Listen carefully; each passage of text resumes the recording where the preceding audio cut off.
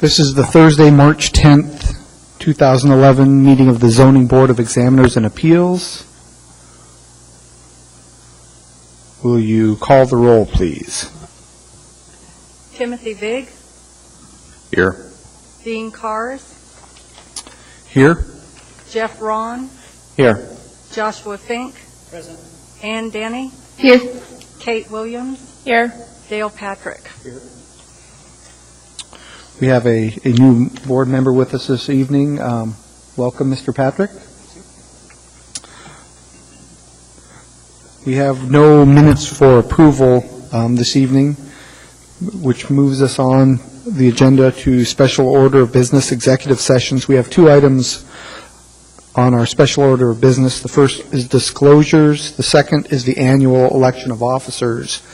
I would like to move the number C2, annual election of officers, to the move it after our agenda item H, public hearings, and before item I, reports. Is there any objection to moving that agenda item? Seeing none, that will be moved. That our election of officers will move to the end of tonight's meeting. Item C1, disclosures. Are there any disclosures this evening?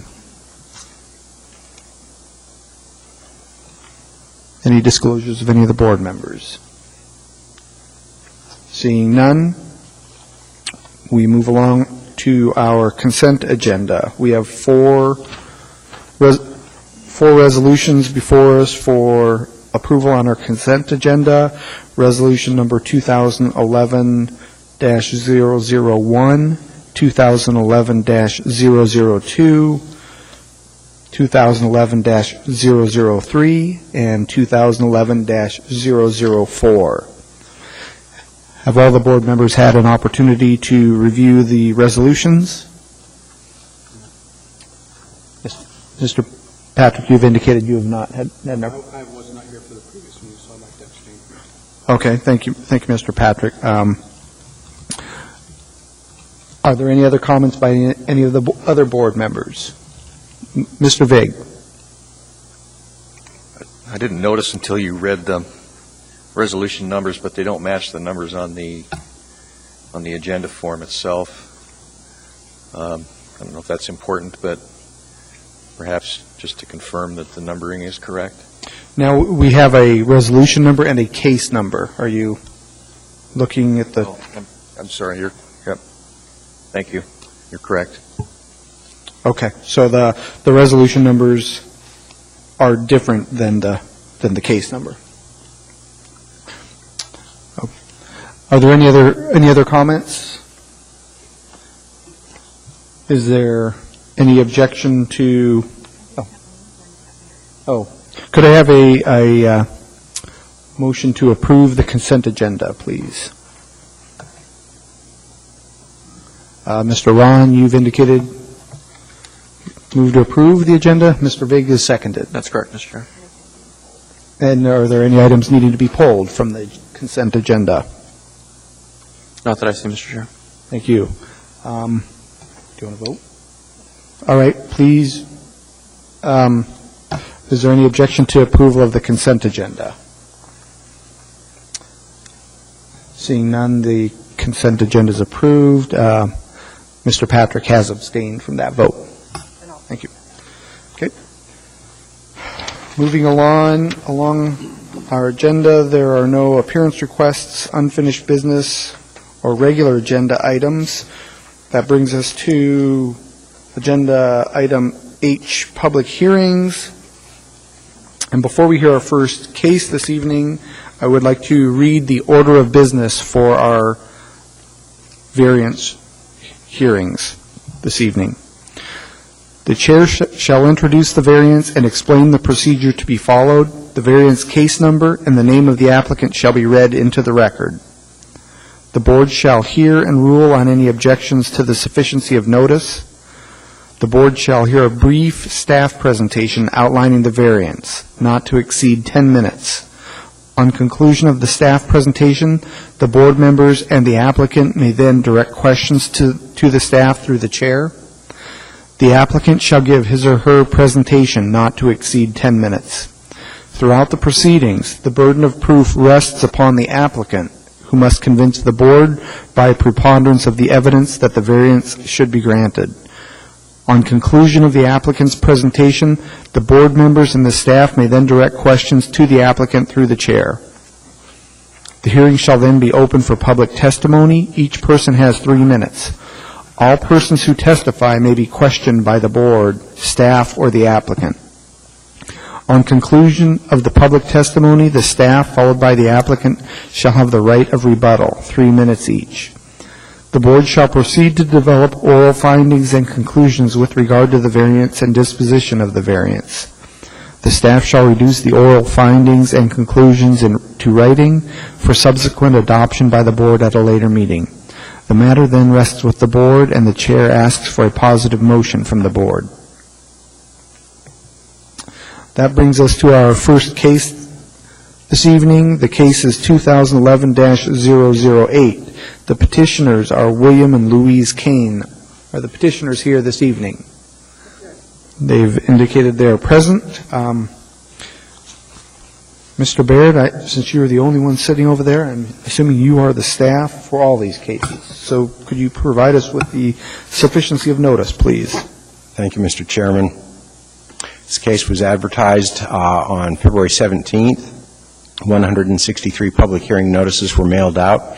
We received 2 responses in support of the variance application and 3 responses in opposition to the application, and one of those responses just came in today and was laid on the table at each chair. Thank you.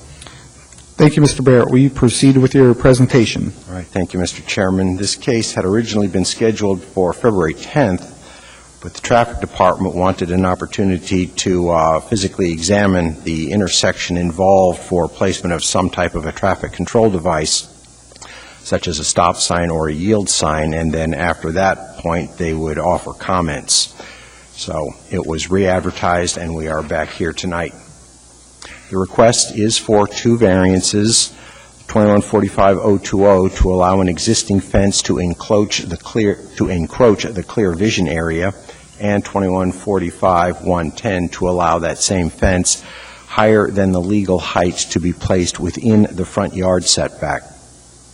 There is an as-built on page 2 of the package, and on page 3 of the package is one possible resolution of the issue, showing the fence with an approximate 10-foot setback and a line diagonally across the lower left part of the property indicating the clear vision area. As I say, that is one possible resolution of the issue. This is a corner lot in a single-family subdivision. The lot is level, and there are no known physical defects such as streams, slopes, or wetlands. However, the lot is slightly unusually shaped. It's not a conventional square or a rectangle. The lot does have 2 frontages. Stellar Drive is the primary front yard and has a 20-foot setback. Gayot Drive is the secondary front yard and has a 10-foot setback. These variances would be needed even if the primary and secondary designations of Gayot and Stellar were reversed because of the location of the fence. It is only a few feet from the lot line and is in the clear vision area. In 2009, the applicants constructed the fence. It's approximately 5 feet tall and has a setback of about 2 feet from the property line at its closest point of encroachment. So the request is to allow the fence to remain at its current location. Regarding the standards, number 1, that there exist exceptional or extraordinary physical circumstances. The standard is not substantially met for either of the variances. There are no known physical issues directly related to the need for the fence at this location, and all the regulations, platting, zoning, fence height, have been in place since the early 70s, and the house was not built until 72. The fence could be located at the legal setback, although that would greatly reduce the usable yard area on the south side of the house. No other fences over the legal height were observed in the immediate area. Standard 2, because of the physical circumstances, denial of the variance request would create an exceptional or undue hardship. The standard is not substantially met for either variance. The applicant's need for the fence is related to safety and privacy. Nevertheless, a fence within the clear vision area and only a few feet from the property line presents its own safety issue. A fence setback of 20 or even 10 feet would be out of the clear vision area and could still provide privacy and security, although the yard area although the usable area of the yard would be greatly reduced by moving the fence back. Standard 3, that the hardship is not self-imposed. That standard is not substantially met for either variance. The current owners did not plat the lot or build the house. However, they did request that the fence be put in at this location. They did check with the fence regulations in Title 21. They did confer with the neighbors, and they relied on a fence contractor to locate the fence. So in that sense, the issue is self-inflicted, as the current owners are the ones who requested and put the fence in at that location.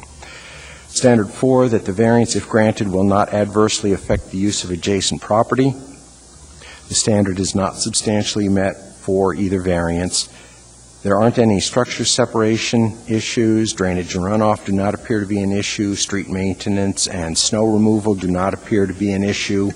However, the clear vision area is affected, and the intent of the clear vision area is to ensure that as vehicles approach an intersection, whether it's controlled or uncontrolled, the drivers can see and be seen at a safe distance down the intersecting streets. Standard 5, the variance, if granted, is in keeping with the intent of the code and will not change the character of the district. The standard is not substantially met for either variance. The request is dimensional and not a use variance. However, part of the intent of the code is to prevent a walled appearance with high fences at or close to the lot line, and the fence is in the clear vision area. The walled-in appearance is less of an issue as the edge of the constructed part of the street is about 10 feet from the fence. Standard 6, the variance, if granted, does not adversely affect health, safety, and welfare of the municipality of Anchorage. The standard is not substantially met. This goes back to the reasons identified in Standard 4, clear vision area primarily with the fence almost at the property line. And Standard 7, the variance granted is the minimum variance that will make possible a reasonable use of the land. The standard is not substantially met for either. The fence is set back 10 to 12 feet from the edge of the constructed right-of-way. However, it is in the clear vision area. Placing the fence at a 10-foot yard setback, while still not the full setback required along that frontage, would place the fence about 22 feet from the edge of the street, but more importantly, it takes the fence out of the clear vision area. A 10-foot setback does not seem to be an unreasonable request and would allow a reasonable use of the property. And that standard is reflected in the department drawing on page 3, showing the fence at an approximate 10-foot setback and the clear vision area. The department recommends denial as the standards are not substantially met. However, the department has provided three items for consideration if the board finds grounds for approval of the request. Thank you. Thank you, Mr. Barrett. Are there questions of Mr. Barrett by any of the board members?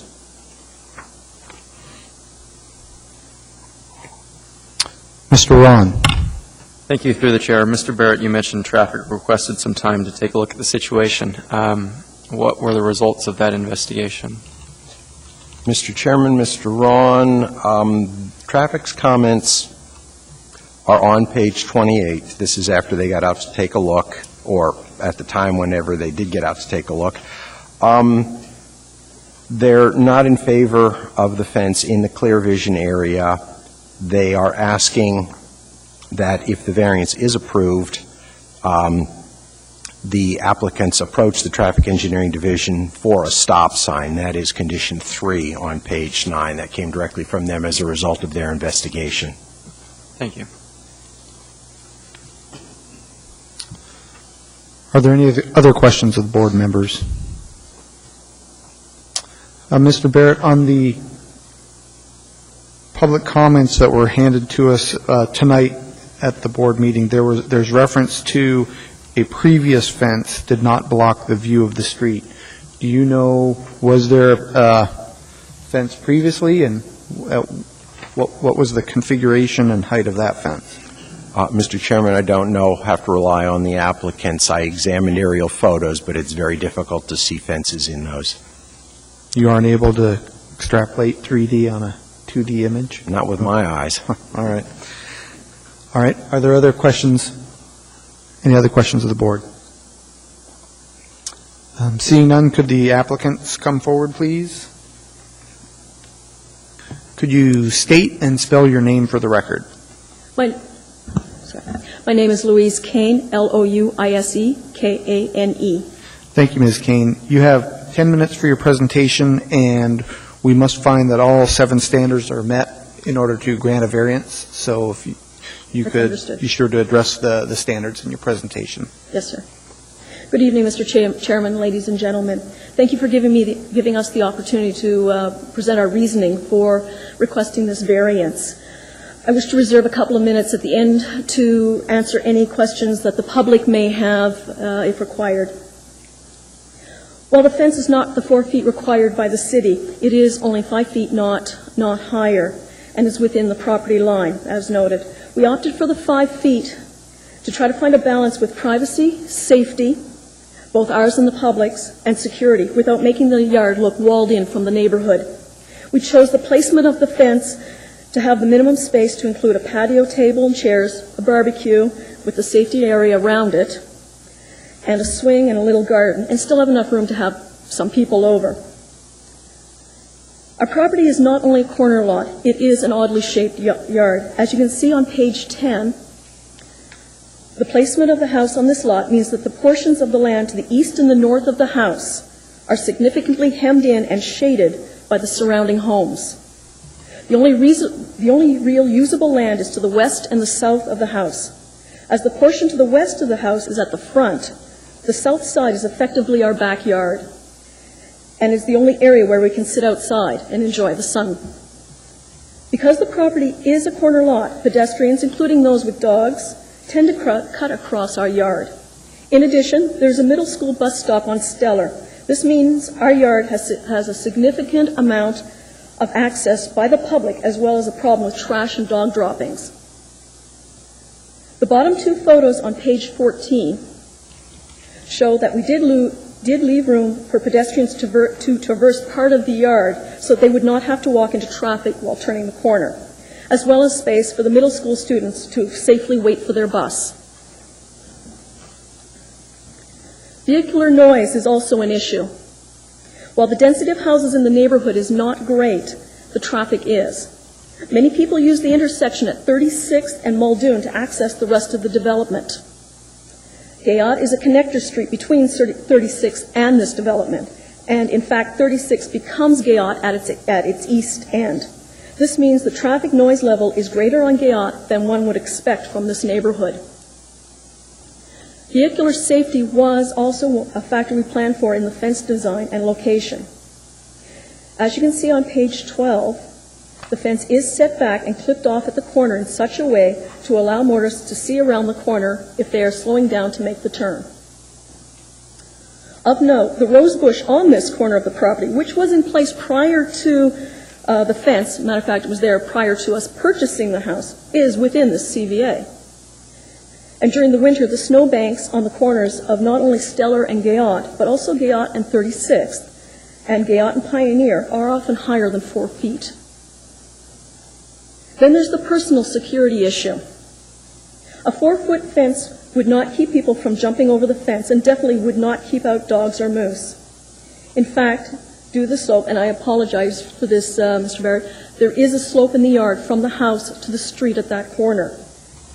A 4-foot fence is almost no fence at all. In conclusion, my husband and I are retired Air Force. This is our retirement home. We want to be able to use the property. All we are asking for is a safe and relaxing space where we can invite friends and neighbors, especially if they have children, over to enjoy barbecues and socialize. A place where we don't have to worry about someone hopping over the fence to steal our patio chairs or our barbecues, or to hang out in our yard. A place free of dog droppings and street garbage, including empty liquor bottles. A peaceful, sunny place where I can grow some flowers and we can read a book during the summer. Thank you.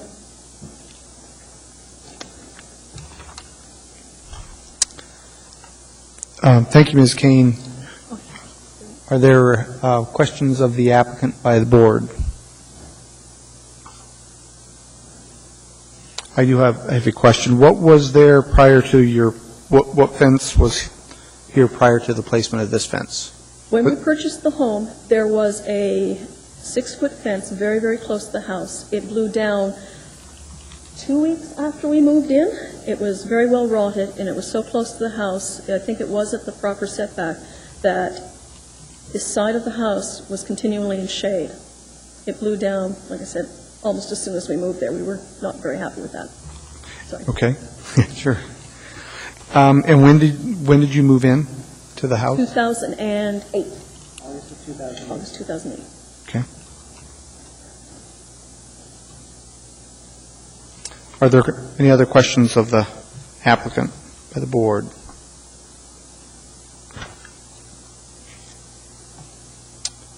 Mr. Vig. Thank you. Ms. Kane, you presumably are aware of the acceptable solution that the staff has outlined in the packet of setting back the fence 10 feet from the property line. Could you speak to whether that would be acceptable or what impacts that would have if you were to do that? It would not be our first choice, but that would be mostly because, well, we would lose a third of the yard in doing so. That's, if you look at the map on page 3. Is it on page 3? Yes, on page 3. It trims back quite a bit. As well, and I know this has nothing to do with the city, but yes, it would be expensive for us as well. But that's beside the point.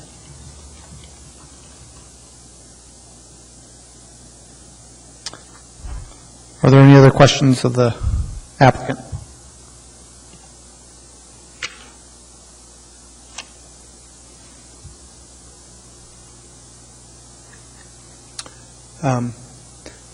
Thank you, Ms. Kane. Does staff, do you have any questions of the applicant? Thank you. No. Okay. If you'll have a seat, we will open the hearing up for public testimony. Is there anyone from the public wishing to testify? Please come forward. If you will, again, state and spell your name for the record. Hello, I'm Catherine Mannix, CATHERINEMANNIX. Thank you, Ms. Mannix. You have 3 minutes. All right, first of all, the presentation, is that bulleted or is that anywhere where I can refer to the points you made? Okay. What is your... The presentation she just gave and her points, are those listed anywhere? I don't know if you saw when you... I have this. Is it in here? Because I wasn't sure which one. Well, each applicant has to fill out an application. We aren't aware of what their presentation is going to be, so... Well, it's just that I wasn't able to, I would really like to address every point.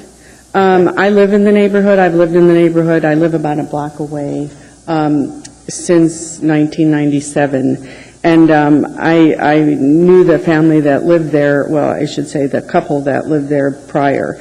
And before that fence blew down in a windstorm, we all had property damage. And that was, I can't remember because there were 2 windstorms that year, and I actually had a tree fall on my roof. So I had to replace part of my roof and lost a huge tree, and it just was a huge tunnel of wind that came through and did a lot of property damage. The prior owners put in a rose bush that obstructed our view. That was a problem. And then the fence that was there was okay. I understand the issue of a small yard, but I think that's, a decision, something you knew when you bought the property. I'm very concerned about a taller fence that would obstruct the view, but also to describe the neighborhood as really noisy and a lot of trash, including, I know the middle school kids, that's the bus stop right there. I see them almost every morning. I'm a middle school teacher at Begich. So if there's a problem with liquor bottles or anything, then we can, I will talk with people in the neighborhood about that. I don't see a lot of stray dogs, and I know I've got some dog poop on my lawn right now from someone, but that's a rare occurrence. It's a very old, established neighborhood, and there's a lot more I could say, but I know I don't know. I have 4 seconds. Thank you, Ms. Mannix. All right, as far as what the proposal is, that wasn't passed out to us, the residents, right, ahead of time, what the city was proposing as a resolution. Where was this other than here? Because I was told I had to pick it up here before the meeting. Where was it other than here? I don't understand. All right, The public? not the public notice, the proposed resolution based on the city people who went and saw you just referred to it before I came up here. There's the packet that everyone from the public can come pick up. They don't have to pick it up tonight. They can pick it up prior to the meeting. All right, but I'm saying, was it available before the meeting tonight? Yeah, it was available online. It's available on the web as well. Ms. Mannix, excuse me, Mr. Barrett, the packets are typically available how many days before? 1 week ahead, as soon as they're mailed out, or as soon as they're couriered out to you, they're up and available for the public. But the entire file's public at any time. Yeah. Well, I'm new to I've never participated like this before, but my understanding was, we got the notice, Yes. and then I called, because it was rescheduled. I missed that evening, and then was told it was rescheduled, but that I should come early to pick this up and read through it. But I didn't know it was available before now. Okay. So I wasn't notified. You weren't notified of what? That there was this packet that I should read through. Okay. What do you expect? You were sent a Well, notice? in order to be knowledgeable about what was going to be presented tonight, it would have been nice to have this before the start of the meeting. And there was a public notice that was posted on the fence, I believe. Yes, that said that there was going to be a meeting. Okay. And there's a phone number to call as well. Right, and I called the number and was told that I should show up a few minutes early to grab the packet. Okay. And there's a card that was mailed out to all the residents as well, giving them notice of this public meeting. Right, the notice of the Okay. meeting. Mm-hmm.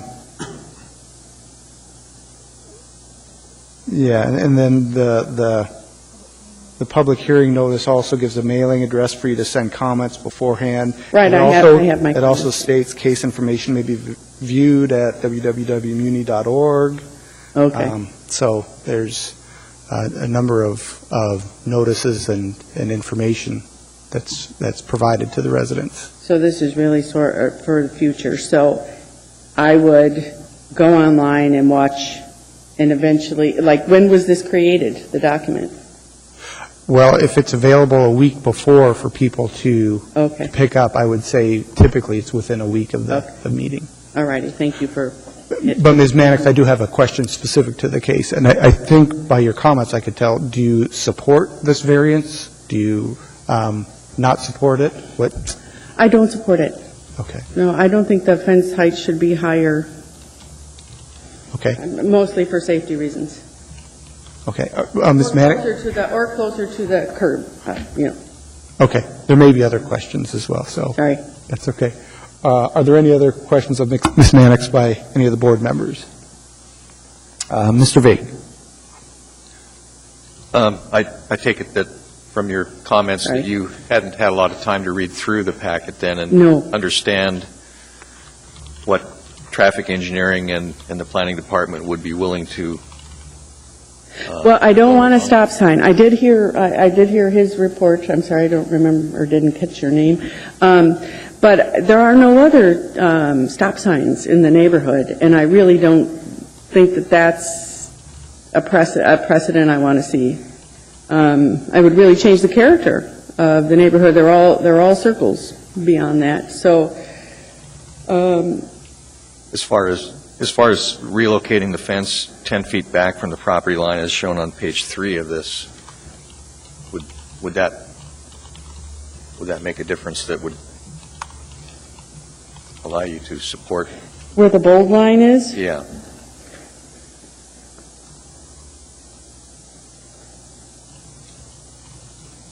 I think that,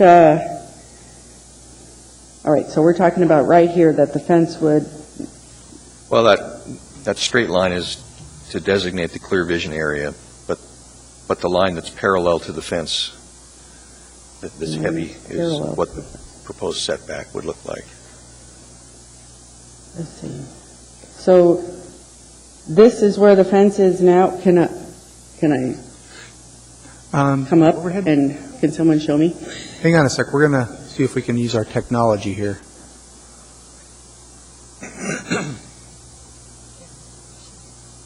If you'll, can she set it under the, I believe that's an overhead, if you'll set that page, there we go.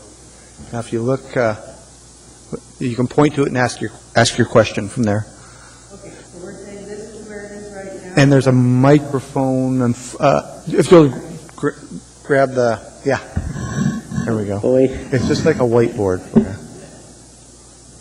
All right, was I pointing to the right spot? This where the X is? This is where the fence is now? That is the existing fence. Uh-huh. Yes, and so where it is now. So this bold line here is where they want to, or where you're recommending it get. My understanding is that staff has indicated that they don't support the variance request as proposed, but that would be an acceptable solution. With a stop sign, though, right? They recommend that the residents pursue a stop sign at that point. And for that reason, I'm opposed to that. Okay, thank you. Thank you.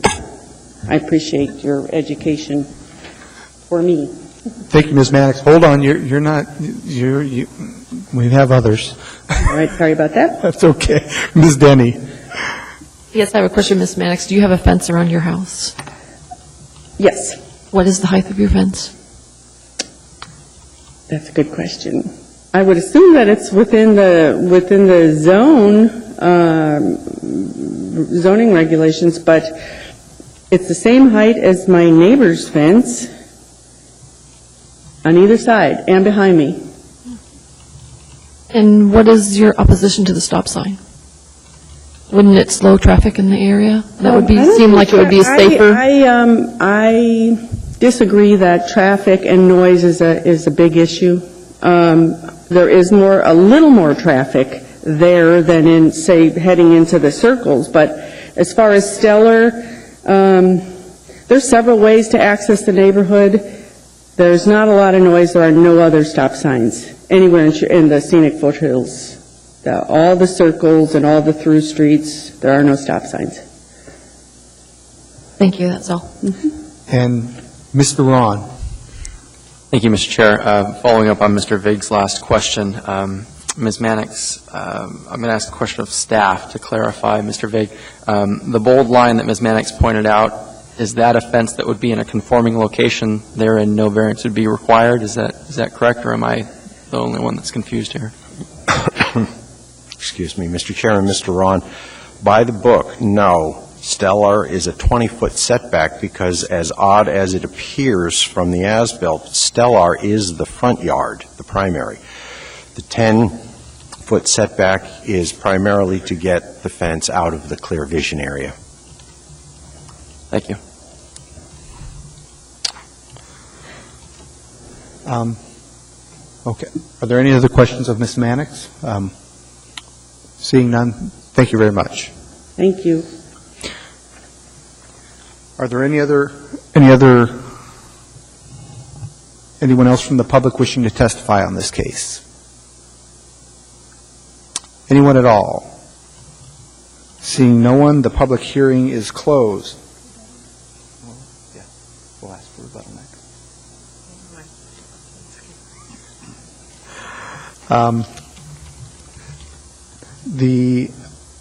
Does staff offer any rebuttal now? No, thank you, Mr. Chairman. All right. Could the applicant come forward, please? Ms. Kane, and do you have any rebuttal that you had reserved? Yes, sir.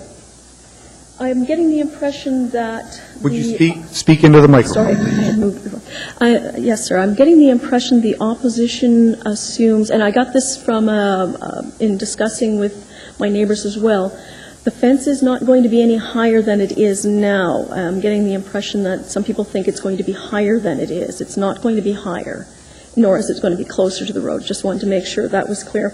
The other thing is the rose bush.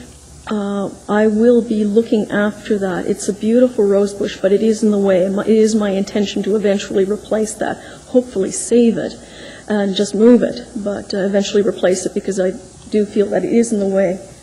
As for stop signs, there are numerous stop signs in the area, specifically Cherry Street on 36th, and granted it's on 36th, but the traffic that passes by Cherry Street on Muldoon is the same traffic that passes by Stellar on Gayot.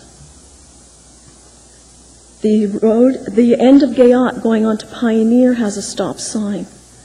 The road Pioneer going on to 36th has a stop sign. Matter of fact, all of the streets entering 36th at that east end have stop signs. Stellar is the only one in that area that does not. That is all I have. Thank you. Thank you, Ms. Kane.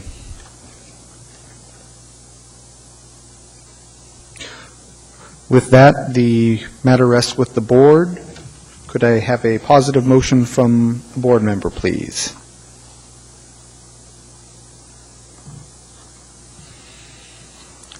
Mr. Ron.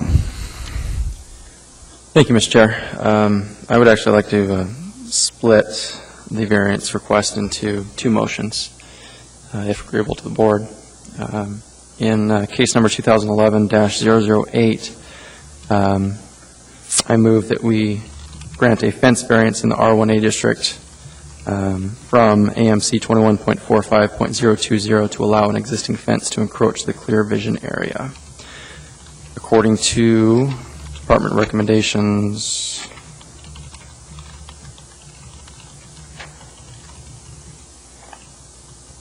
looks to me like 1 through 3 would still apply. So 1 through 3 on page 9 of the staff packet.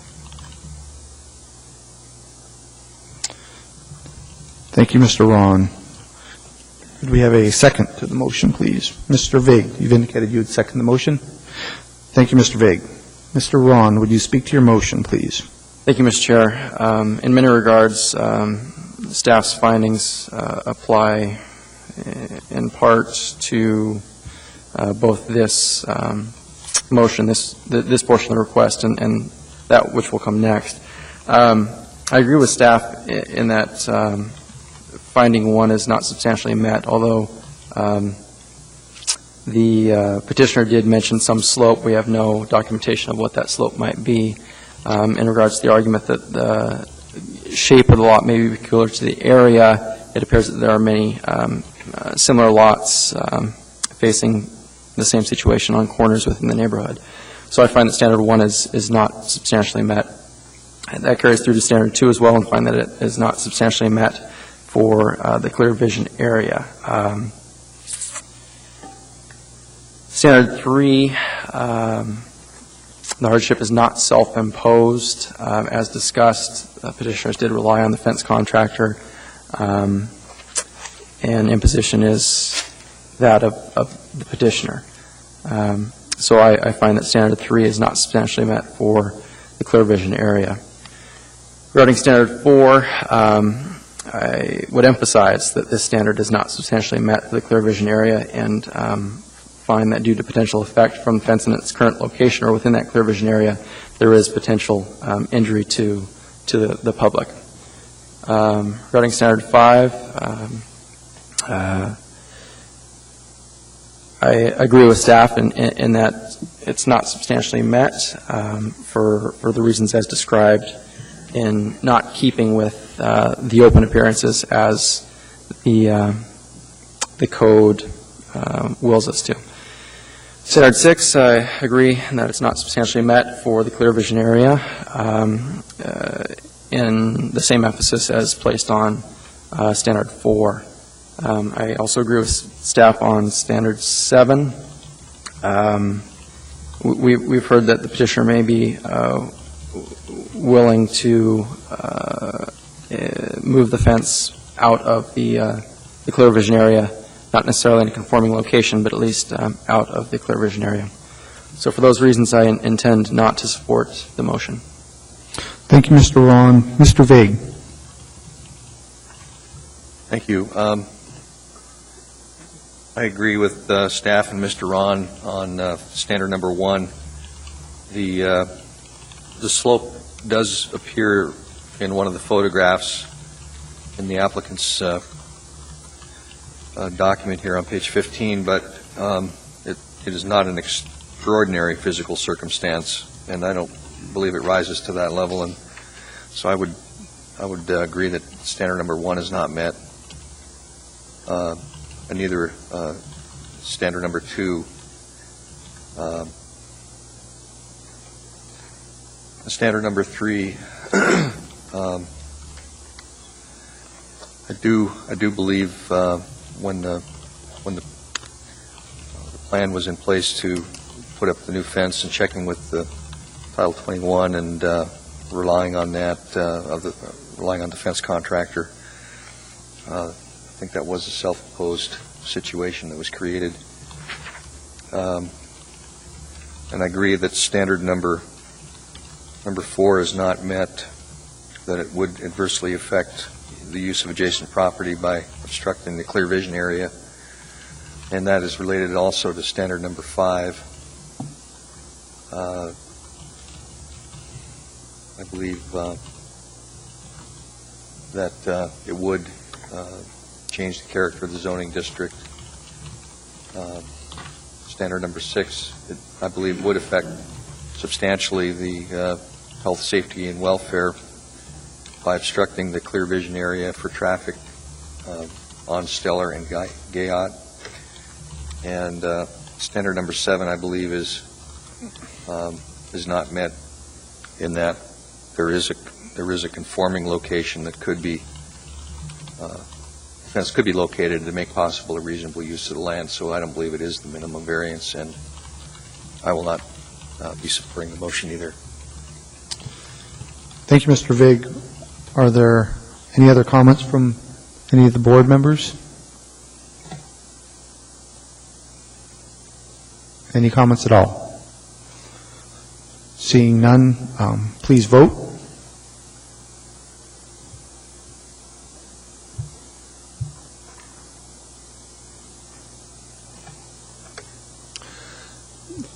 That motion fails by a vote of 7-0.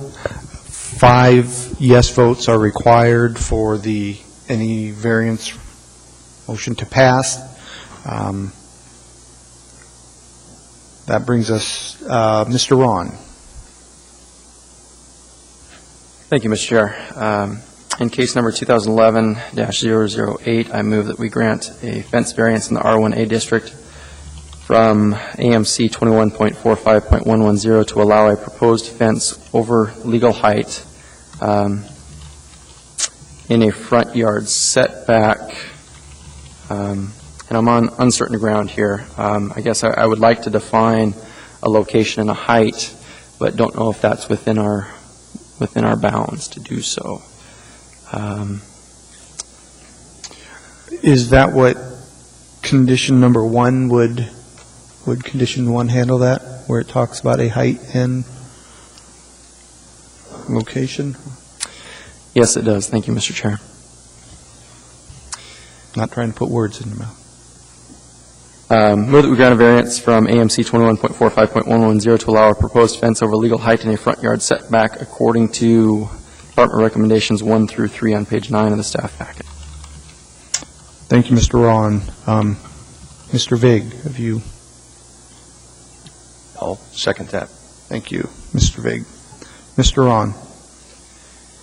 Thank you, Mr. Chair. I won't bore the board by discussing all the standards again. In part, that's because I will perhaps lean on the wisdom of others to help me find that a few of those standards are or could be at least partially met.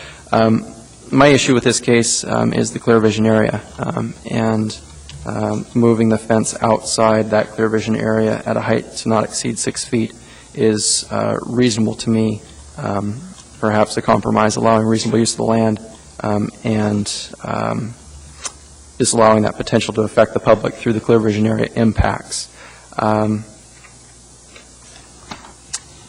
As staff points out, a 10-foot setback does not seem to be an unreasonable request and will continue to allow reasonable use of the property.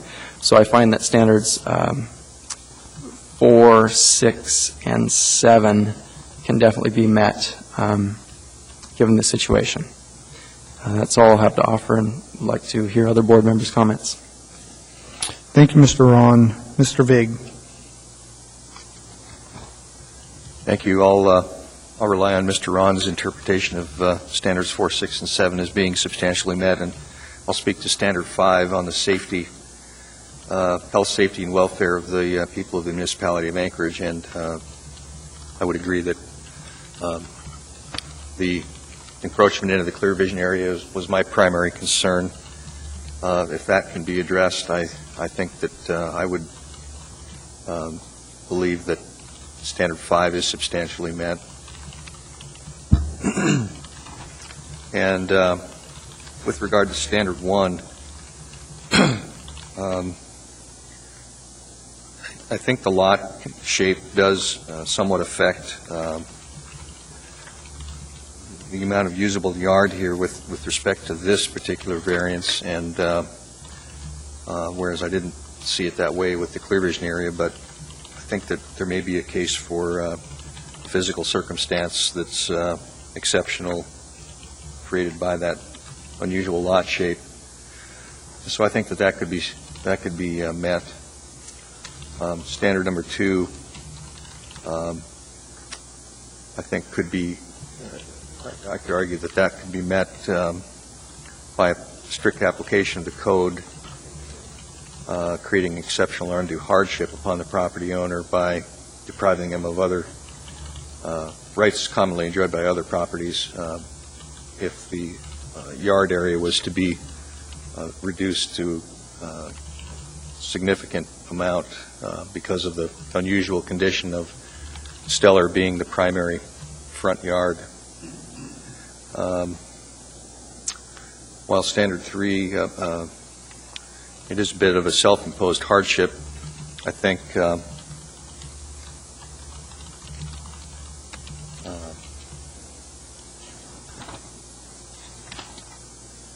they did make an effort to do some research and figure out what the code required. It didn't completely comply with the clear vision area as we've talked about, nor would this completely comply with the height requirement, but I think it is a reasonable compromise that I would believe that I could say that standard 3 could be met. Thank you. Thank you, Mr. Vig. Are there any other comments from any board members? Mr. Fink. Thank you, Mr. Chairman. As with Mr. Ron and Mr. Vig, my primary concern was with the clear vision and the impact on public safety. I think the compromise mapped out by the city is a good one, and I would just concur with Mr. Ron's comments. I think you need to analyze the standards and with respect to each of the specific variances requested. And I think he did a good job, and I plan on supporting the motion. Thank you, Mr. Fink. Are there any other comments from any of the board members? Any at all? I also intend to support the motion, and I'll speak to standards 1, 2, and 3. We've had, my initial concern as well was the safety. We've also heard from public testimony tonight that there was concern about the site distance, and we heard arguments from the petitioner on why they placed the fence where they did regarding the issue of stray dogs, traffic safety, and I think that's something that we all deal with as residents. We all have the same issues. So while I appreciate and understand using those arguments, I don't find that those are grounds for granting the variance. What I do look at, and I also don't see the city's need to mediate or come up with something that kind of splits the difference. What I see as my reason for supporting this variance with the conditions proposed are the secondary side yard. And we've had cases come before us where we have a corner lot, and whether it makes sense to us or not, the front yard that zoning sees does not really, I don't want to say make sense, but it's not what I would consider the front yard, and that's the situation that we have here with this lot. So having a secondary side yard of 10 feet is appropriate in my mind, and that's what the variance request with standard 1 addresses my concern that putting the fence at the 10-foot setback while requiring a variance, and this goes back to, I think, I'll paraphrase what Mr. Fink said, looking at it as a whole, from my perspective, we need to grant a variance, but for my line of thought, it gets me to where I need to be to grant that variance, and that it's the 10-foot side yard setback. So with that in mind, I do find that standard 1 is met, and the lot configuration having two street frontages are exceptional or extraordinary circumstance. And standard 2, again, because that goes in line with that as well, that the fact that this is more in line with a secondary yard setback, and a 10-foot setback would be more appropriate. So I do find that standard is met, and standard 3 is also met in that the petitioner was not responsible for the platting of these streets. So I find that is met as well. So for those reasons, and as well as those discussed by Mr. Ron and Mr. Vig, I also intend to support the motion. Are there any other comments? Seeing none, please vote.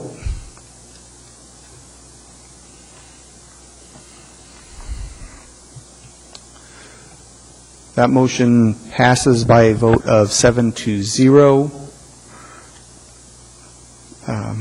I should read for everyone here this evening: every final decision of the board shall clearly state on its face it is a final decision with respect to all issues involved in the case, and that the parties have 30 days from the date of mailing or other distribution of the decision to file an appeal to the Superior Court.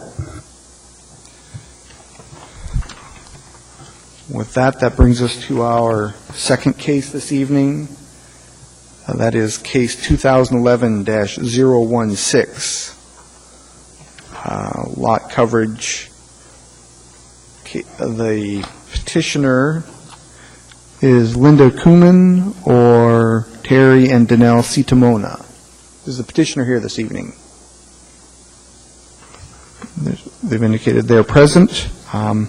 Mr. Barrett, could you provide us with the sufficiency of notice? Thank you, Mr. Chairman. 62 public hearing notices were mailed for this item. It was posted and advertised on the website. We received one public hearing notice in support of the application. Thank you. Thank you, Mr. Barrett. Would you proceed with your presentation? Thank you, Mr. Chairman. As you say, a lot coverage variance. This item was on last month's agenda, but we postponed until tonight due to lack of a quorum. The plan for the house is on page 5 of the package. On the right-hand side of the drawing, you can see the area titled Covered Entry with a line drawn to it. That covered entry, there is a photograph for that covered entry on page 12 of the package, and there will now be a covered ramp leading up to it if the variance is approved. In this zoning district, lot coverage is limited to 30%. The covering of a ramp up to the entryway will take lot coverage to 31%. Normally, a 31% coverage would be an administrative variance, but administrative variances are for issues discovered sometime after the fact, and this was discovered during permitting. If it had been in existence for several years, it would be another matter, and we could administratively deal with it, but that's just the way the code is written. The property had not been previously developed. There is a 2010 residential building permit for 3,239 square feet of living area and a 1,337 square foot finished basement and an 800 square foot garage. As of January 15th, most of the shell is up, and it's even more complete now. The front portion of the lot is sloped at approximately 16%. The back portion of the lot going down to the lake drops off rapidly, and that's at about 25% slope. Overall slope is about 20%. Regarding the standards, number one, that there exist exceptional or extraordinary physical circumstances of the property. The standard is not substantially met. Although there is a significant degree of slope associated with the property, it cannot be directly related to the need for this variance. A lot coverage variance would be more directly related to an unusually shaped lot with unbuildable areas in the corners, such as a triangle-shaped lot, or if there were some geotechnical issues which limited building height. The lot is a traditional rectangular shape, similar to other lots on Sandy Beach Drive. Because of Standard 2, because of the physical circumstances, strict application would create an undue or exceptional hardship. The standard's not substantially met. There are no physical circumstances affecting the lot which create a need for the variance. The property exceeds lot coverage by only 1%, so it would have been easy to adjust the overall house size to accommodate for a covered ramp if the ramp had been included in the original plans. Standard 3, that the hardship is not self-imposed. The standard is not substantially met. Number one, there is no physical peculiarity of the lot directly related to the need for the variance. And part 2, the need for the variance is a result of the actions of the applicant. With the new construction, the applicant did not indicate a covered ramp in the initial building permit. It was called out in the initial building permit that what was shown was already at 30%, and any increases would be a variance issue, 30% being the maximum allowed. The applicant at a later time then decided to cover the ramp, and that brought the lot coverage up to 31%. Standard 4, the variance, if granted, will not adversely affect the use of adjacent property. This standard is substantially met. There have been no negative impacts to neighbors identified, no structure separation issues, drainage and runoff do not appear to be an issue. There have been no objections from the neighborhood.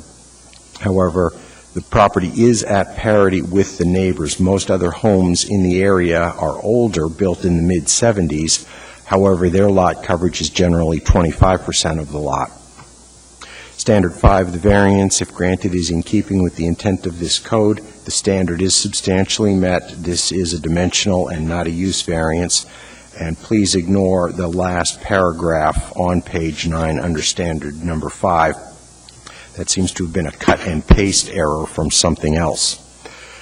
Regarding standard number 6, the variance, if granted, does not adversely affect health, safety, and welfare. As in Standard 4, this standard is substantially met. No area-wide impacts identified. The covered ramp will actually provide an increased measure of safety for applicants in the house.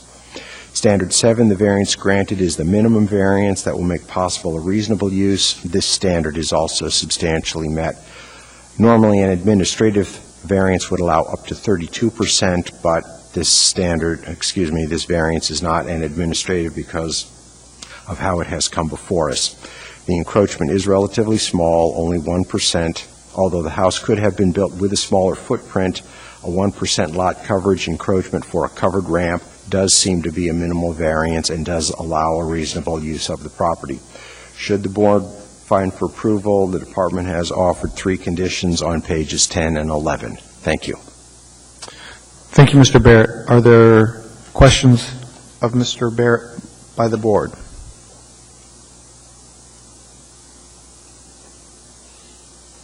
Anyone? Mr. Vig.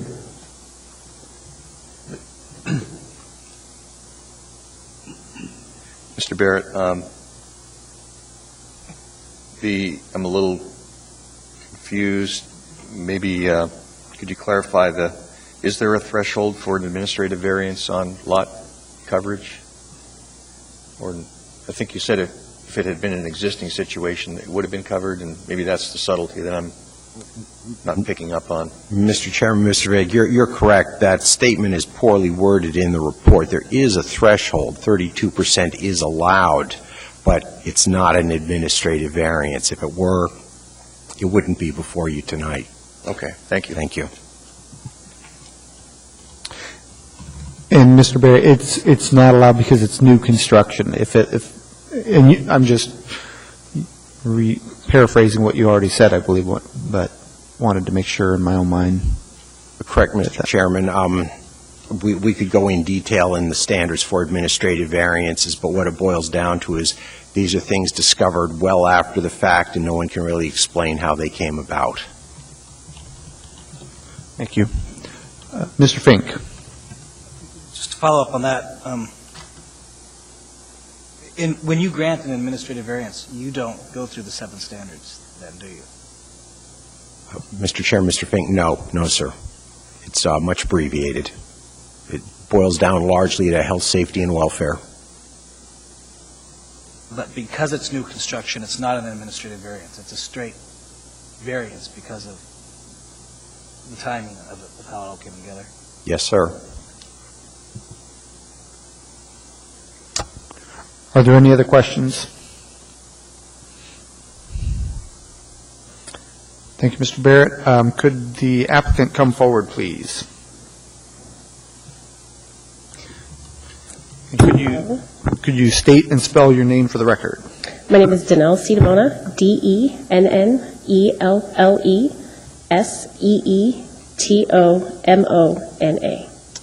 Thank you, Ms. Seedemona. You have 10 minutes for your presentation.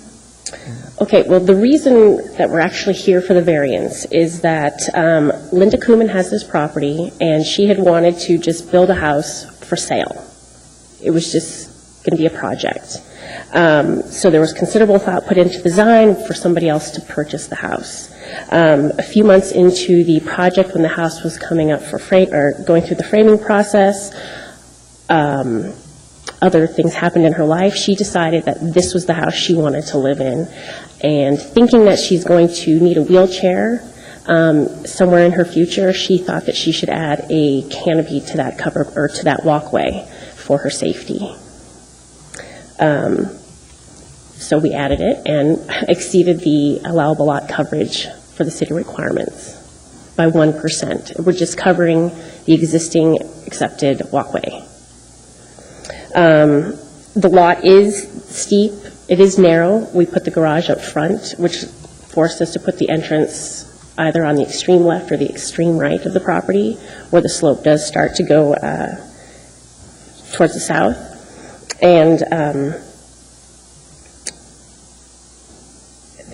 basically, the house was built, we used the maximum amount of lot coverage, the 30%, and we are just, sorry, I'm nervous, trying to, simply for her safety and her well-being, when the time comes for her to be in a wheelchair, to have that peace of mind of getting to her front door.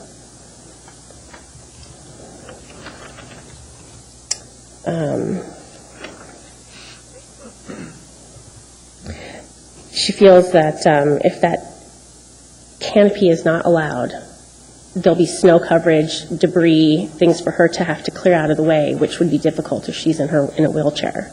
So the canopy is clearly the solution to making her entrance accessible for her.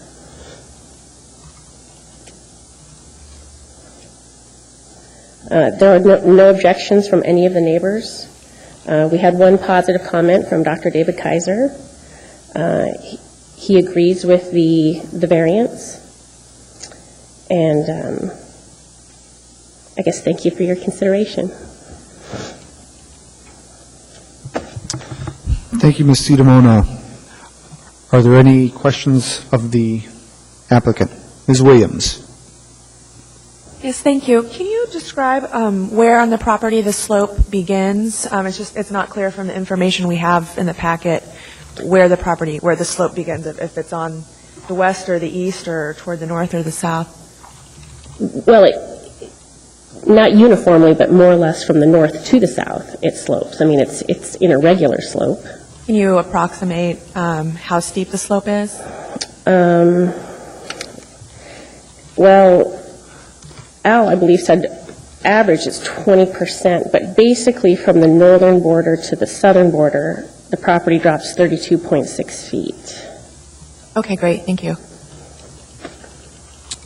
And it appears on page 15 of the staff packet. We have do you have the staff packet as well? Mm-hmm. Okay. On page 15, there's if I'm looking at the right one, there's a topographic map there as well. Ms. Denny? Yes, I noticed in the narrative that it was mentioned that the deck size was going to be reduced so that you would be in confirmation with the 30% lot coverage. And we did that. Excuse me? We did reduce the deck size originally. Okay, so you couldn't reduce it another foot to accommodate this 30% with the covered walkway? We were already beyond the point, the framing process, when the canopy was added. So the deck is already in place? Yes. Thank you. Are there any other questions of the applicant? Does staff have any questions? No, thank you. Thank you. Does the applicant have any questions of staff? I don't. Okay. With that, we will open it for public testimony. Is there anyone from the public wishing to testify? Anyone at all? Seeing no one, the public hearing is closed. Does staff have any rebuttal? No, thank you, Mr. Chairman. Thank you, Mr. Barrett. Does the applicant have any rebuttal you'd like to add? No. She's indicated that there is no rebuttal. With that, the matter rests with the board. Could I have a positive motion in this case from a board member, please?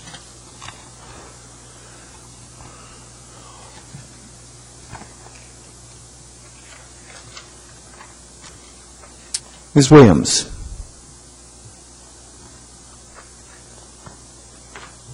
Yes, in case number 2011-016, I move we grant a variance from AMC 21.40.030, which allows a maximum lot coverage of 30% to allow lot coverage of 31%, subject to the conditions on page 10 and 11 of the staff packet. Thank you. And just for clarification, those are conditions 1, 2, and 3? Yes, I apologize. Thank you, Ms. Williams. Ms. Denny, you've indicated you'd second that motion? Yes, I do. Thank you. Ms. Williams, will you speak to your motion, please? Yes, I believe standard 1 is at least partially met due to the shape of the lot, which is quite narrow, and the slope, which is quite significant. When you look at the design of the house, it does look like there's very few places where the garage could be, and I think that they've designed it as best as they could. For standard number 2, I believe it's met for the same reasons as standard 1. 3, the hardship's not self-imposed, due to the shape of the lot, which was not something they could control, or the slope. And then I do agree with staff for standards 4, 5, 6, and 7. Thank you, Ms. Williams. Ms. Denny?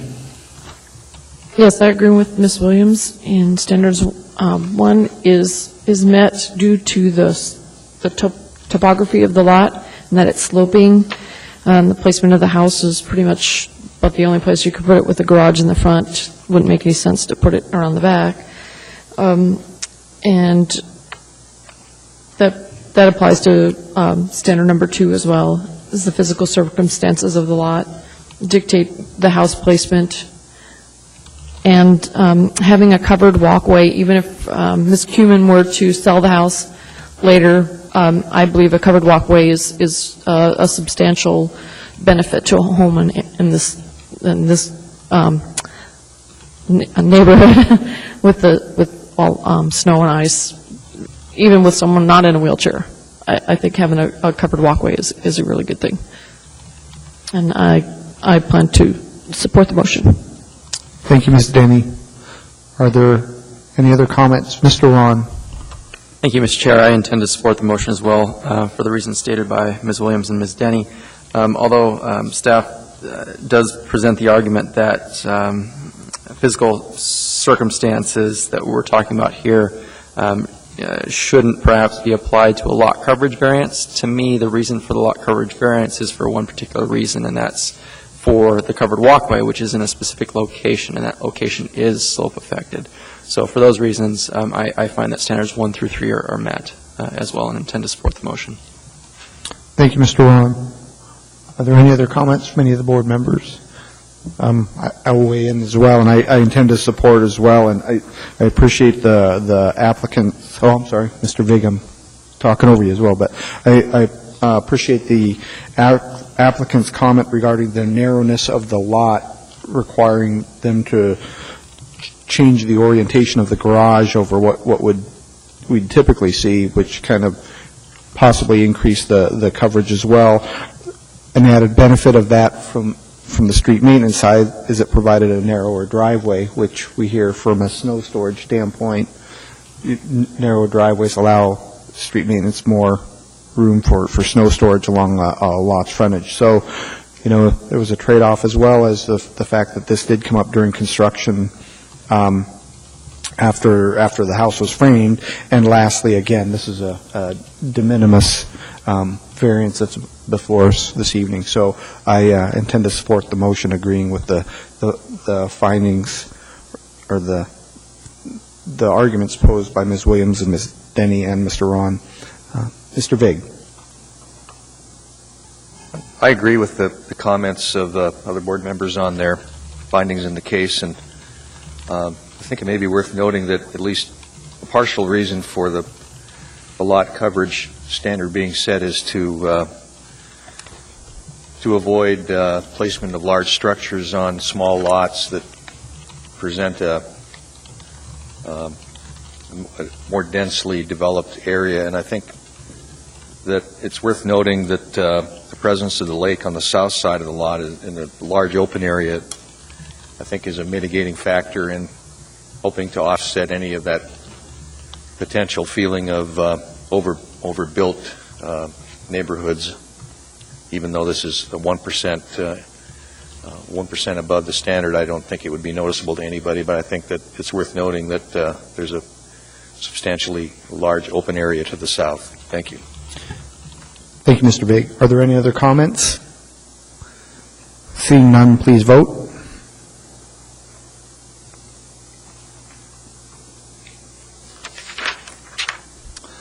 That motion passes by a vote of 7-0.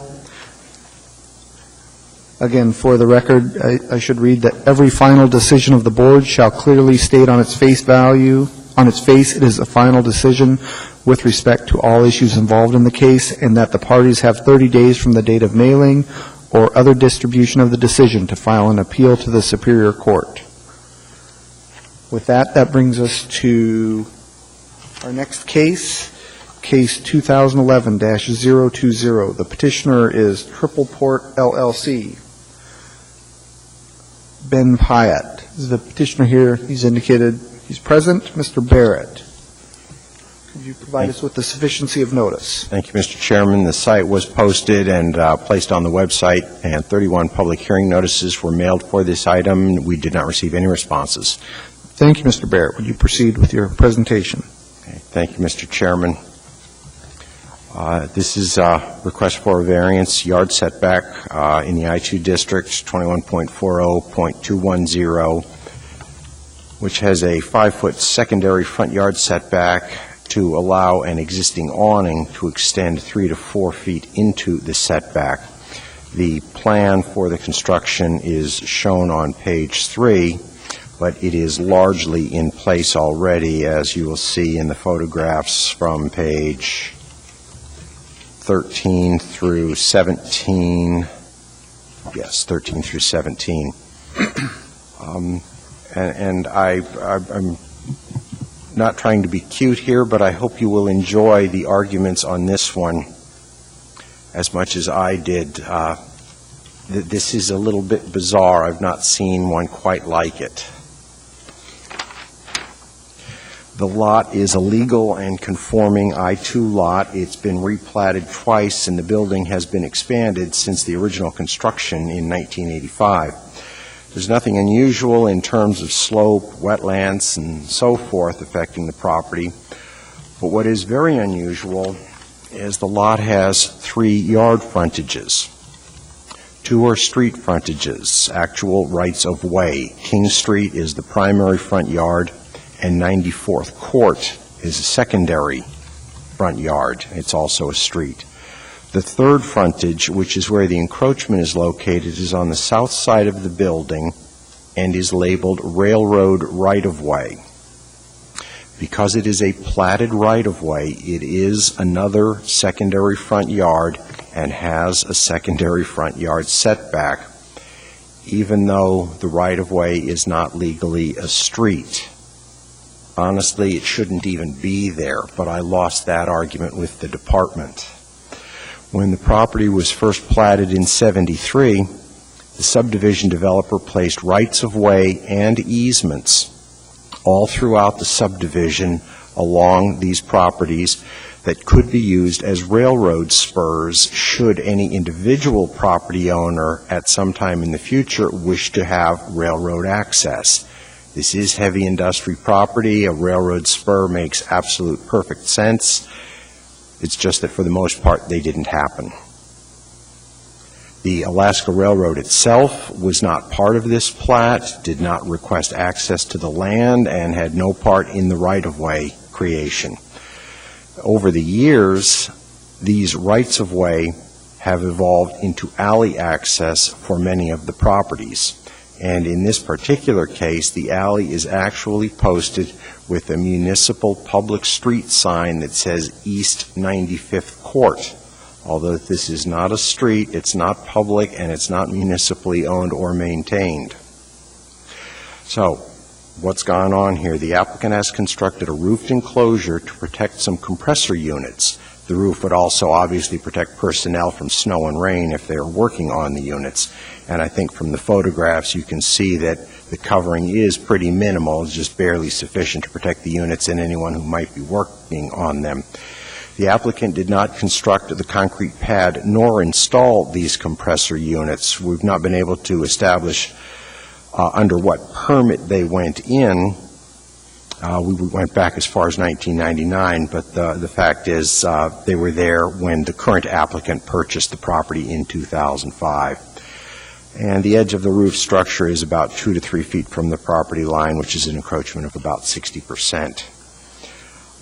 Before going into the standards, I just want to make sure everybody understands what I'm talking about on all of those bizarre rights-of-way. So if you take a quick look at the grid drawing on page 4, you can see the structure, see the lot in its current configuration. And on the south side of it, there's a line drawn to a little dot that's just outside the property line, and that is indicating what is the 20-foot railroad right-of-way. And then over on the right-hand side of the page, you can see dots with two lines connecting them, indicating area within each property that is a 14-foot wide easement. And those are all from that plat in the early 1970s. This is not really an easement issue. Normally, in an easement encroachment, we would tell the applicants they need to get a letter of no objection. There's no one to object to it, and in the same way, there's no one to not object to it. It has nothing to do with the railroad. It has nothing to do with the municipality. So you won't see any condition in the back that they get an encroachment permit for the easement violation. That's not an issue as far as we're concerned. The applicant simply got stuck building too close to what decades ago was labeled a railroad right-of-way, and in fact is not really a railroad right-of-way. So to the standards, number one, that there exist exceptional or extraordinary physical circumstances. We believe this is substantially met, and that is because the property has three frontages. The encroached frontage is not a railroad right-of-way, does not belong to the railroad, and should not be used as street access by adjacent properties either, but it has so evolved over the years. Standard two, because of the physical circumstances, denial would create an undue or exceptional hardship. The standard is substantially met. These refrigeration units are appropriately located on the south side of the building based on the need for cooling within the interior of the building. The pads and refrigeration units have been in place since at least 2005 without an apparent adverse effect. To require the units to be relocated would be an undue hardship. Standard three, that the hardship is not self-imposed. This standard is not substantially met. Although for the first part of this, there are some physical situations and conditions affecting the lot. For part two, it is not met because the owner built the roofed enclosure before ascertaining the correct setback. The encroachment was discovered during permitting. The property line and the appropriate setback should have been confirmed prior to construction. Therefore, the variance need is a result of the actions of the applicant. Standard four, the variance, if granted, will not adversely affect use of adjacent property. The standards partially met. I met immediately with the building official, and so did the applicants when this first came up, and the building official issued an emergency authorization letter, which is why there is a roof over the units pending variance approval. For standard four, there are no structural separation issues. Drainage and runoff are not an issue. The clear vision area is not impacted. The roof is only 2 feet inside the property line approximately. The standard is only partially met because the encroached setback does abut a travelway that is not legal width for a street, and that is how that right-of-way is used.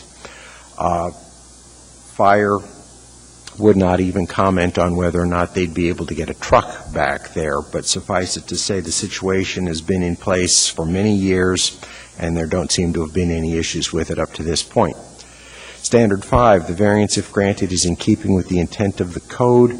The standard is substantially met. This is a dimensional request. Standard six, the variance, if granted, does not adversely affect health, safety, and welfare. Again, this is in line with standard four. The standard is partially met. And standard seven, the variance requested is the minimum variance that will make possible a reasonable use of the land. The standard is substantially met.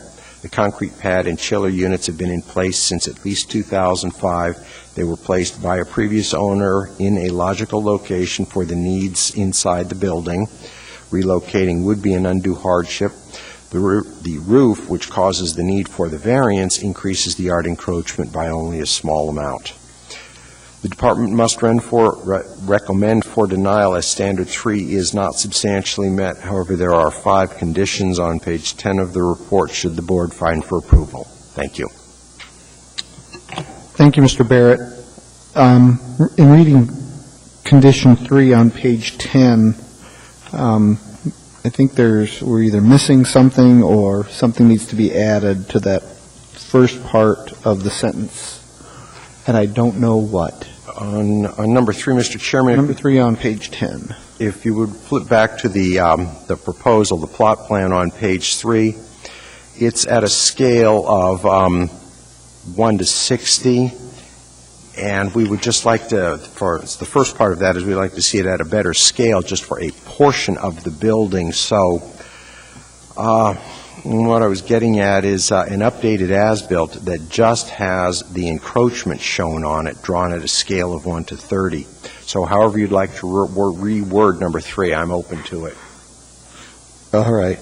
Submit an updated as-built for the property line, and I'm not trying to be nitpicky, but when I read it the first time, do we just need to get rid of or for what?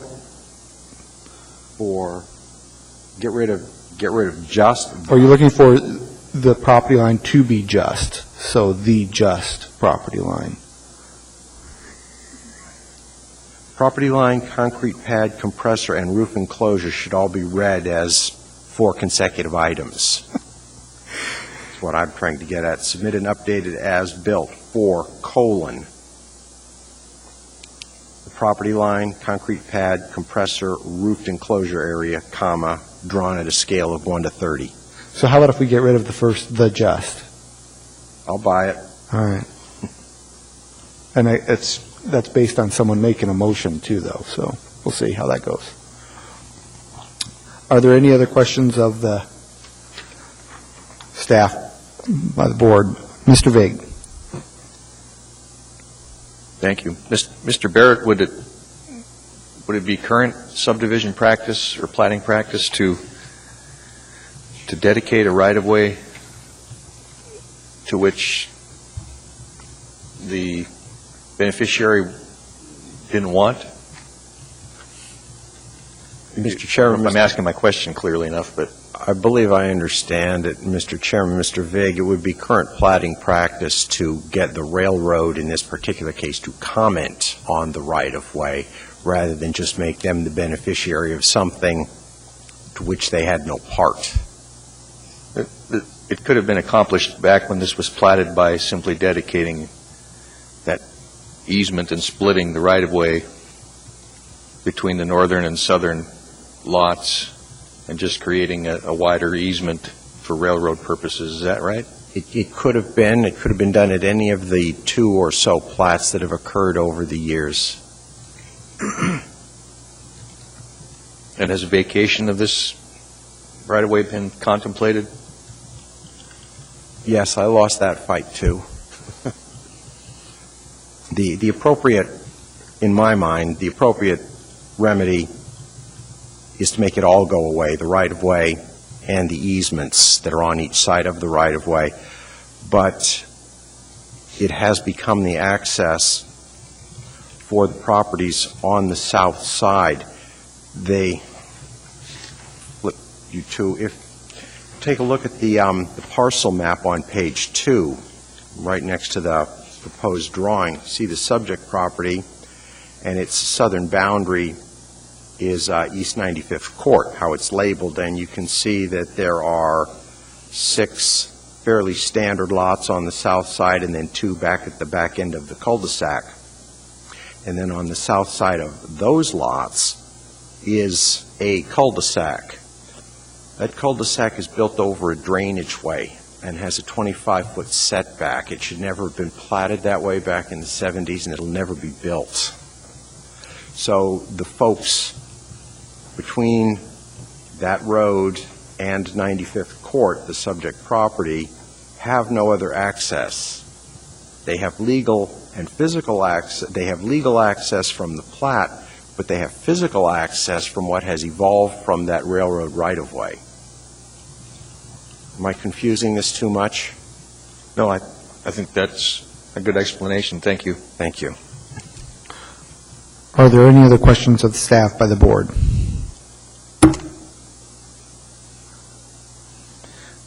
Seeing none, could the applicant come forward, please? Could you state and spell your name for the record? Yes, it's Ben Pyatt, B-E-N-P-I-A-T-T. Thank you, Mr. Pyatt. You have 10 minutes for your presentation. Okay, the reason we built this shelter is really a safety issue. You can see from the pictures with that snow falling off, it's high potential to damage my equipment, but I have people back there working on my equipment. So there's a real safety issue to people working on that, as well as potentially busting those compressors and leaking refrigerant into the air. So that was the reason that I wanted to build that shelter over the compressors.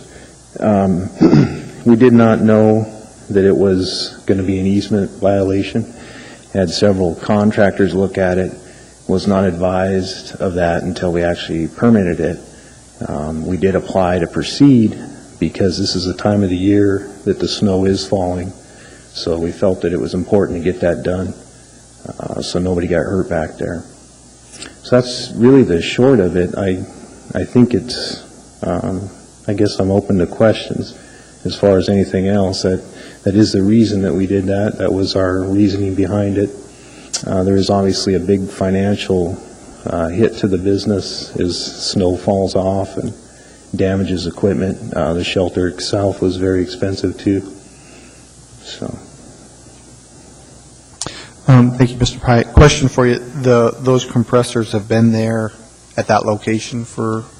Yeah, to my knowledge, I'm the general manager there. I've only been there about a year and a half. To my knowledge, they were installed in 2005. Okay. Are there any other questions of the board by the applicant?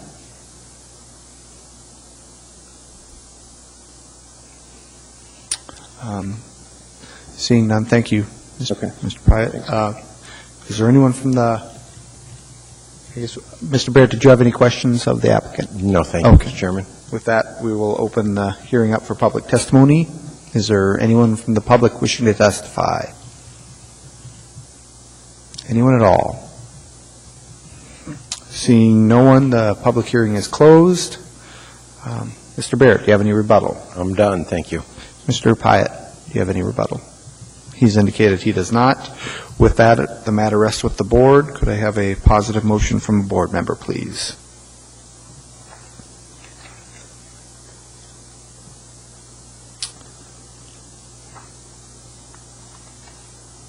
Mr. Vig. Mr. Chairman, in case number 2011-020, I move that we grant a variance from AMC 21.40.210, which requires a 5-foot secondary front yard setback to allow an existing awning to extend 3 to 4 feet into the setback, subject to conditions 1 through 5 on page 10 of the staff packet.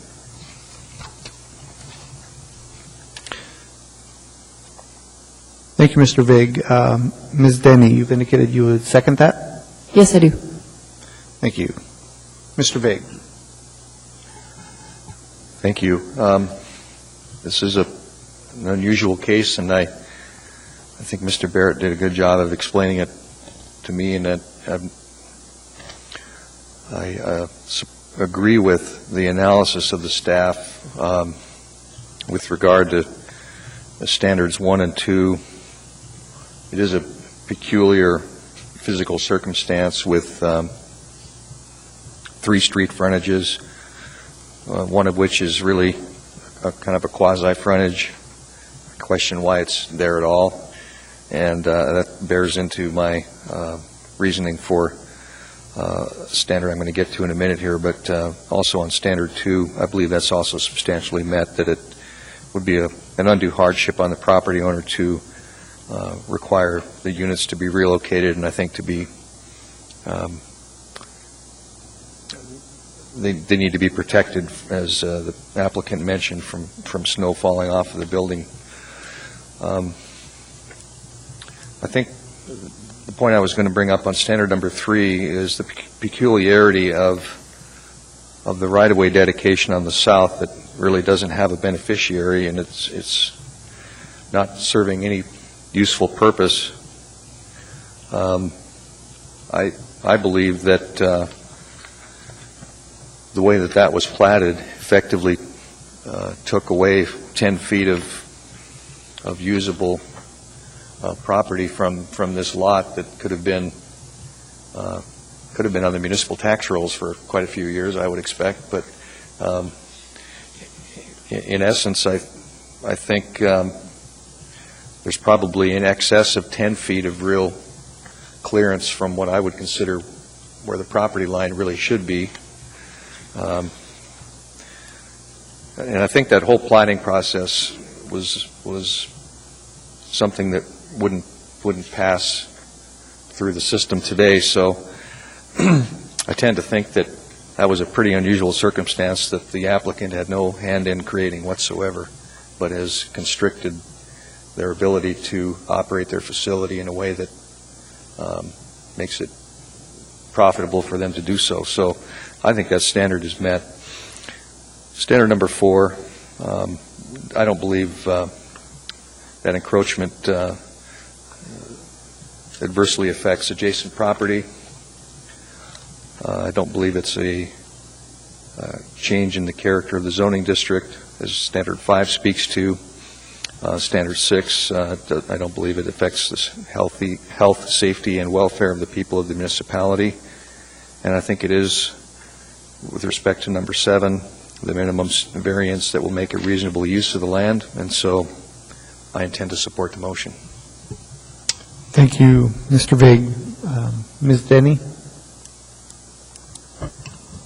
Yes, I agree with Mr. Vig and the standards being met. And on number 3, on the plating and the access allowed to the railroad, I'm familiar with that neighborhood, and I could, if that was my building, I would never have believed that the railroad would have any access or any means to have any access without an extraordinary amount of money being used to put in a siding on a railroad that's if I recall, is elevated in that neighborhood. So to think that you would have railroad access on the side of a building where there really isn't practical access by the railroad is very unusual. And I agree with Mr. Barrett and his argument with trying to absolve the railroad of any claim to the property. So, I intend to support the motion for the reasons stated by Mr. Vig and by Mr. Barrett. Thank you, Ms. Denny. Mr. Ron? Thank you, Mr. Chair. I also intend to support the motion for reasons discussed. I would like to offer a friendly amendment to the motion on the table, before the board, and that's regarding Department's recommendation number 3, request that we strike the words "the just" from that statement so that the condition would read submit an updated as-built for the property line, concrete, pad, so on and so forth. I'll accept that. Mr. Vig, Ms. Denny, do you have any objections? I accept it also. Thank you, Mr. Ron. Are there any other comments by any of the board? Seeing none, please vote.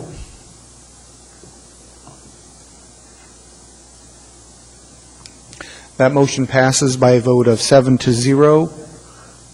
Again, I should read for the record, every final decision of the board shall clearly state on its face it is a final decision with respect to all issues involved in the case, and that the parties have 30 days from the date of mailing or other distribution of the decision to file an appeal to the Superior Court. And that is our last case this evening, which brings us to our election of officers. And we are, it's time for our annual election of officers, and I'm ready for everyone to provide me with their speech on why they should not be in this position and someone else should be. For some of the newer and older members, I think I've been chair for a year and a half, and or somewhere abouts there, and I'm I think it's good for a board to have numerous people that can step in and act in different capacities. Mr. Rowan has been our vice chair. Mr. Viggs our parliamentarian.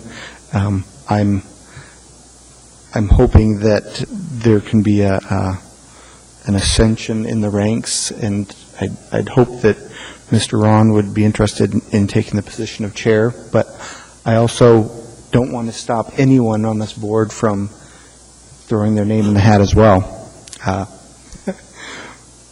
My opinion would be to have Mr. Ron move into vice chair or into chair, and if there's someone else that would want to, I think Mr. Vig, you've indicated you're happy where you are, but I don't know if, well, I don't want to put words in either of your mouths, I guess. How about that?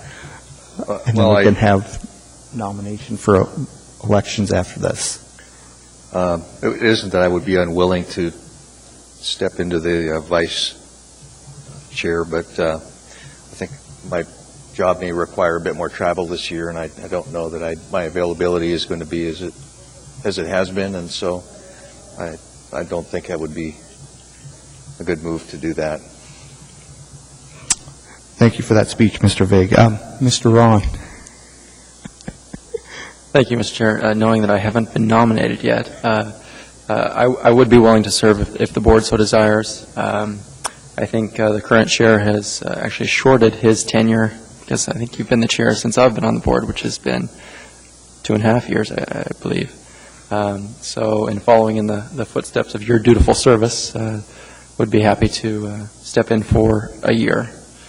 Thank you, Mr. Ron. Just so you know, I tend to fire my coworkers at our Christmas parties about 3 or 4 times because I have a height complex. Everyone in my office is taller than I am. So short, I'm a little sensitive about that, but I'll be sure to adjust the seat a little bit there.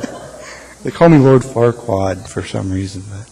But, well, I guess I don't know if I can nominate, or anyone from anyone else care, Mr. Fink, Ms. Denny, to step up? Or if not, I'd make a motion to nominate Mr. Ron as chair. Mr. Vig, would you care to stay in your role as parliamentarian then? I'd be willing to do that. Okay. And I'd be happy to fill in as vice chair, or Mr. Fink, or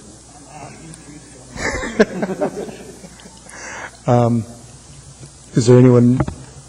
I take the position as vice chair, and so it would be Mr. Ron, myself, and Mr. Vig as chair, vice chair, and parliamentarian.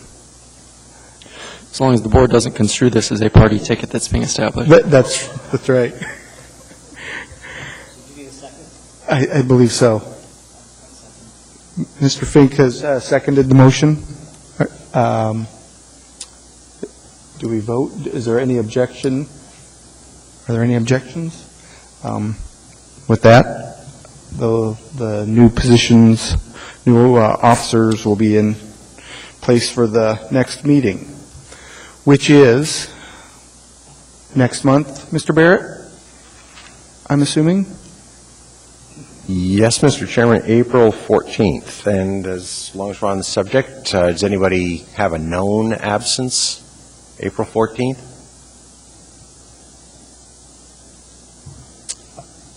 I do not see anyone indicating they have a known absence at this time. And Are there any pending candidates for the open seats? Oh, boy, I've lost that argument so many times they won't let me talk to City Hall anymore. Seriously. The upstairs knows about it. They're working on the 2 vacancies. thank you, Mr. Barrett. What are the seats that they need to fill? I mean, I know that there's suggestions in the code as to... Yes, there are suggestions. Architect, surveyor, attorney, in that order, I would say. Are the needs? Yes. I thought each seat had a different, like they wanted so many surveyors, so many architects. It's not codified, Mr. Fink. The recommendation is for a good mix. So that's why I say I would put architect and then surveyor.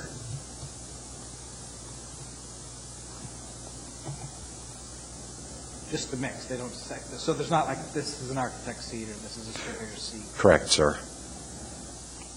And I believe we're 2 attorneys, 2 engineers, The oddball, the oddball, environmental. the planner, Ms. Denny in the construction, and telecommunications, perhaps?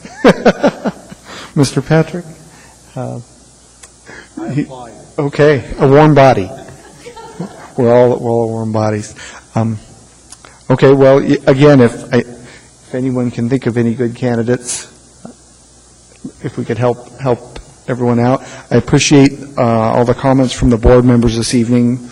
Again, with 7 board members, it helps to have everybody step up, and I think we all did that. You all did that very well this evening, so that helps as well. So thank you for that, and welcome again, Mr. Patrick. With that, Mr. Barrett, do you have something else? Just a couple of quick items, Mr. Chairman. I noticed various board members' frustration with some of the issues tonight. The percentage wiggle room that we have for administrative variances and how we can deal with them, whether they're before the fact or after the fact, is something we're continuing to look into, time available, so we don't burden applicants and the board with what really is a de minimis issue. And the other item is, maybe tonight was an especially poor evening, but we do spend a lot of time coaching applicants and the members of the public who check in with us that they are obligated to reply to the 7 standards.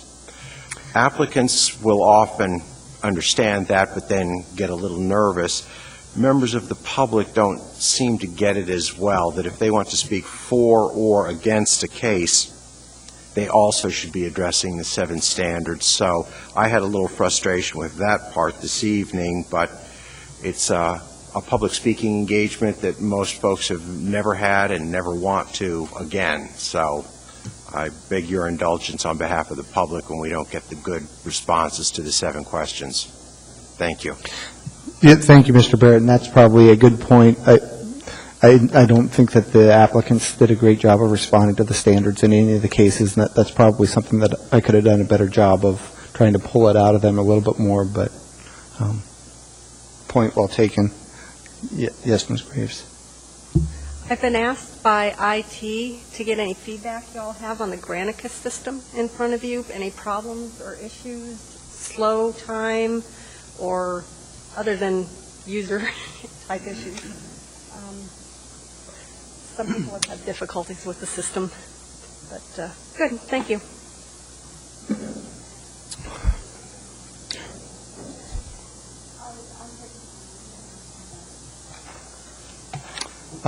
With that, we are adjourned.